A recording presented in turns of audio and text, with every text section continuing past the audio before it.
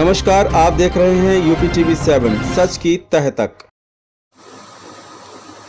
नमस्कार दोस्तों, मैं शैलेंद्र राजेश गुप्ता, प्रदेश अध्यक्ष यूथ ब्रिगेड, प्रगतिशील समाजवादी पार्टी लोहिया व प्रदेश अध्यक्ष युवा, अखिल भारतीय वैश्य महासंगठन उत्तर प्रदेश,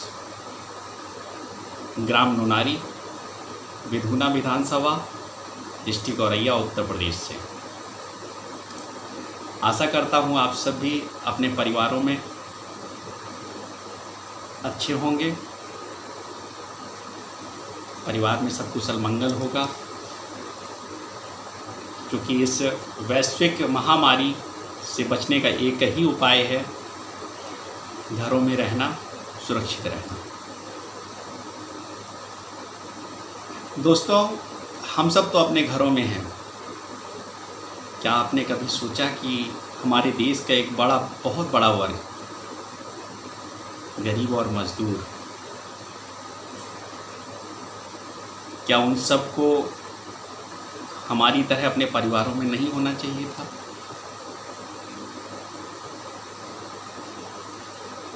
दोस्तों, पिछले 5 या 6 सालों से हिंदुस्तान की राजनीति के शब्दकोश में बार बार एक शब्द आता है, पप्पू। और ये शब्द आते ही लोगों के होठों पर अनायास ही मुस्कान आ जाती है। पर क्या आपने कभी सोचा कि ये पप्पू कौन है?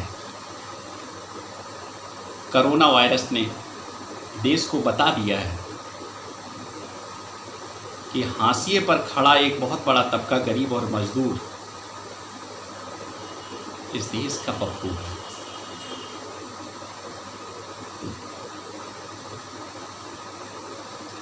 आज की विषम परिस्थितियों में सबसे बड़ा पप्पू वही मजदूर, वही गरीब जो दर दर भटक रहा है, वो पप्पू है। हमारे देश में बहुत सारे लोग हैं, बहुत बुद्धिजीवी लोग हैं। उस संख्य की आवाज़ को तरंग धैर्य और वैज्ञानिक समीकरणों से जोड़कर बताते हैं। उससे वायरस का वध होता है, ऐसा भी बताते हैं। 40 दिनों के लॉकडाउन में 40 दिनों के लॉकडाउन को ये लोग ग्रह नक्षत्र से भी जोड़ के देखते हैं। लेकिन हमारे समाज को सोचना चाहिए कि हमारा गरीब और मजदूर जो हाशिए पर है, क्या उन सबको कभी खुद से नहीं जोड़ना चाहिए? आज लॉकडाउन की वजह से हजारों मजदूर और गरीब आदमी इधर से उधर जा रहा है, कई 100 किलोमीटर की यात्रा करके, अपने बच्चों को कंधे पर रख के, अपने परिवार का जरूरी सामान अपने सर पर रखकर अपने गंतव्य की ओर जा रहा है। और विडंबना देखिए, इन्हीं लोगों को कोरोना वायरस के खिलाफ युद्ध की कैजुअलिटी मान लिया जाता है। क्या लॉकडाउन करते वक्त किसी ने सोचा कि इन मजदूरों का क्या होगा, इन गरीब लोगों का क्या होगा, इनका जीवन यापन कैसे होगा? इसकी चिंता तब किसी ने भी नहीं की। इसकी चिंता तब भी नहीं की गई जब अमेरिकी राष्ट्रपति डोनाल्ड ट्रंप भारत में रैली करने के लिए गुजरात में आए। इन्हीं गरीबों और मजदूरों की झुग्गियों को वहाँ इस तरह ढक दिया गया, दीवार बना के, ताकि डोनाल्ड ट्रंप की इन लोगों पे नज़र न पड़े। इससे बड़ी विडंबना और क्या हो सकती है? इतने से भी संतोष नहीं हुआ, जबकि सत्यता यह है कि भारतवर्ष में कोरोना को लेके धनी लोग ही विदेशों से आए। उन्हें तब क्यों नहीं रोका गया? क्या भारत के प्रधानमंत्री जी को कोरोना के बारे में नहीं पता था, जबकि पूरा विश्व चीन की इस महामारी को देख रहा था?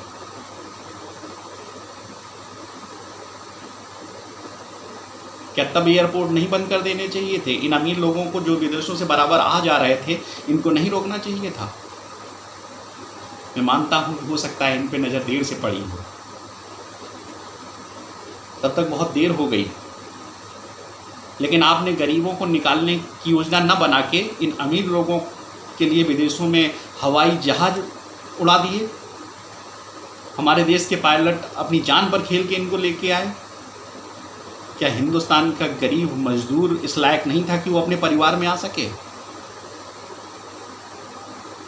आखिर इसका जिम्मेदार कौन है?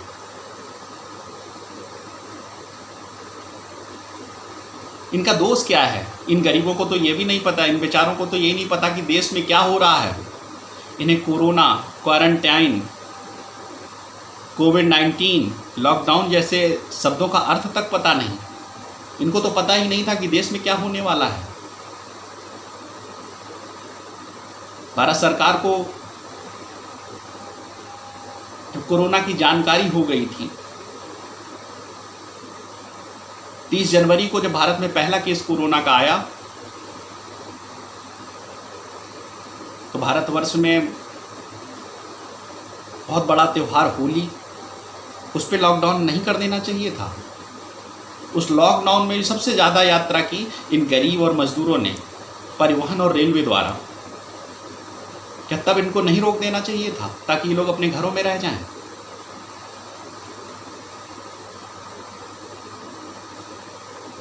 कोरोना की जानकारी के अभाव में ये गरीब आदमी तब भी अपना कोई उपाय नहीं कर पाया।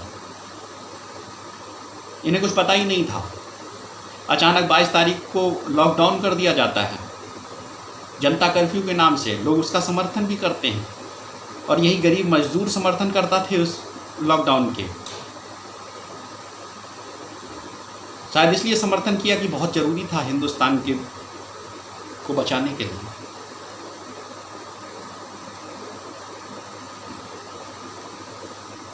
और शाम को ताली और थाली बजाने के लिए कह दिया जाता है, और इस भारत की गरीब जनता ताली और थाली भी खूब जोर से बजाती है। उन्हें अपने प्रधानमंत्री पर भरोसा था कि ताली और थाली बजाने पर कोरोना भाग जाएगा, कहीं न कहीं इसका कुछ दुष्प्रभाव होगा, इसलिए उन्होंने आपका समर्थन किया, आपके लिए ताली और थाली बजाई।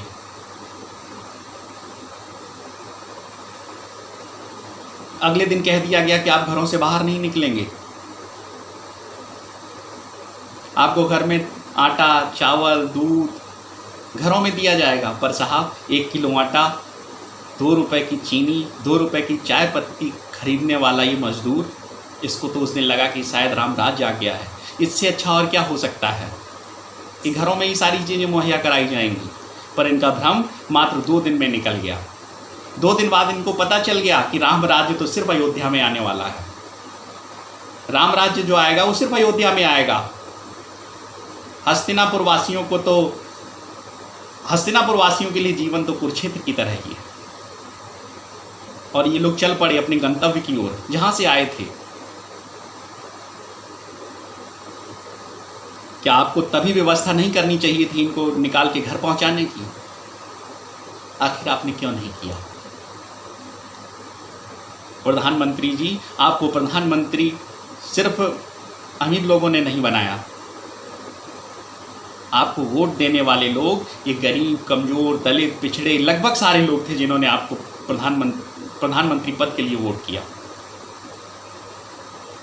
आपकी नैतिक जिम्मेदारी बनती थी कि आप इनको इनके घरों तक पहुंचाते।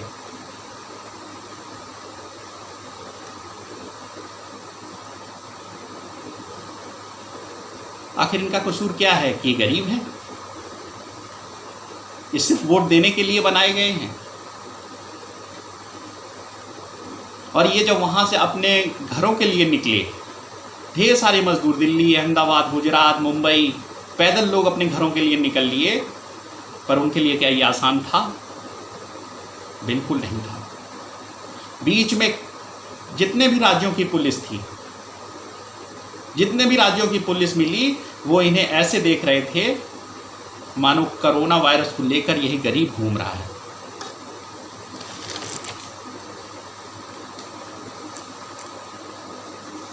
यूपी सरकार को, भारत सरकार को व्यवस्था करनी चाहिए थी इनको बाहर लाने के लिए, इनको अपने घरों में पहुंचाने के लिए।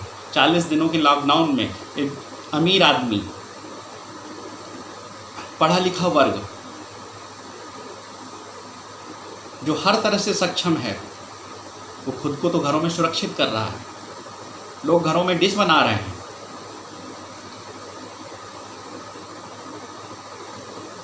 लोग ऑनलाइन पढ़ाई कर रहे हैं, किताबें पढ़ रहे हैं, फिल्में देख रहे हैं।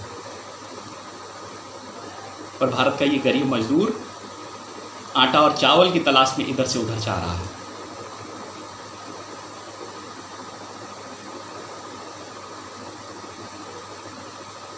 चालीस दिनों के बाद हो सकता है एक नया भारत आ जाएगा, या उसके बाद आ जाएगा।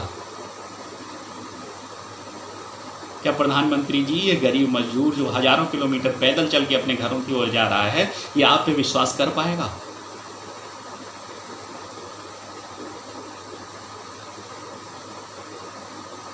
आपको सोचना चाहिए। लॉकडाउन खत्म होने के बाद एक नया हिंदुस्तान आएगा। एक तरफ कालिदास, मिहिर, बरहा, मिहिर की औलादें होंगी, दूसरी तरफ लाइफ क्रूसेड में बचे ये लोग।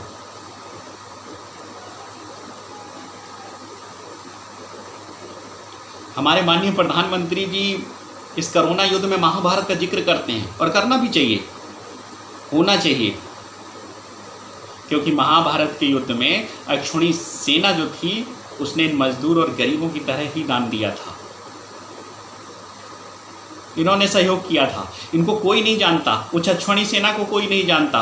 लोग सिर्फ इतना जानते हैं कि महाभारत युद्ध में वो सेना काम आई थी, उनकी सिर्फ यही पहचान है। मैं भगवान से प्रार्थना करता हूं कि भारतवर्ष में कोरोना पूरी तरह से न फैले, जिस स्थिति में है यहीं पर रुक जाए, और अपने प्रधानमंत्री आदरणीय माननीय नरेंद्र मोदी जी से गुजारिश करता हूं, अनुरोध करता हूं, और भारतीय नागरिक होने के नाते मांग करता हूं कि जिस तरह कोटा से छात्रों को लाया गया, भारतवर्ष की सरकार, अन्य राज्यों की सरकारें एक नीति बनाएं, एक योजना बनाएं उनको लाने के लिए, ताकि वो गरीब, वो मजदूर अपने घरों में पहुंच सके, अपने परिवारों में पहुंच सके, और अपने परिवार के साथ आपकी लॉकडाउन का पालन कर सके।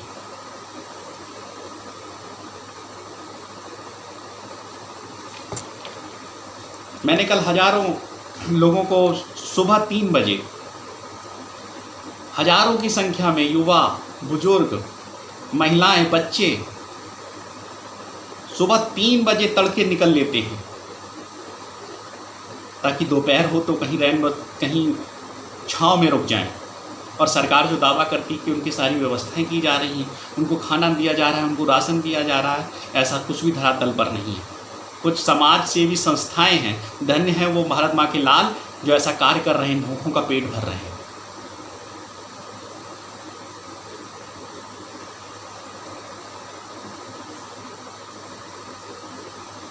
अगर शायद ये समाज सेवी संस्थाएं ना होती तो इनकी स्थिति क्या होती, वो भारत माता ही जान सकती थी। कोरोना से ज़्यादा मौतें इन पैदल चलने वालों की हो गई होती।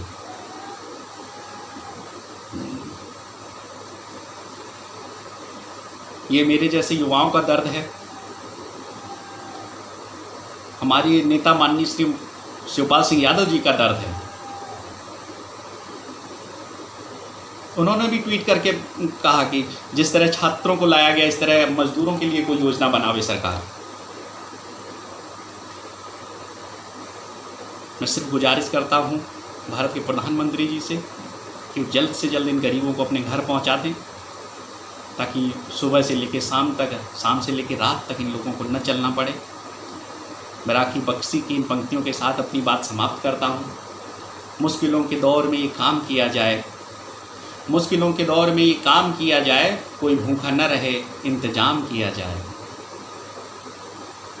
ये जो मर्ज बन के मौत आ गया है इस तरफ, ये जो मर्ज बनकर मौत आ गया है इस तरफ, घर में रहकर इसे नाकाम किया जाए।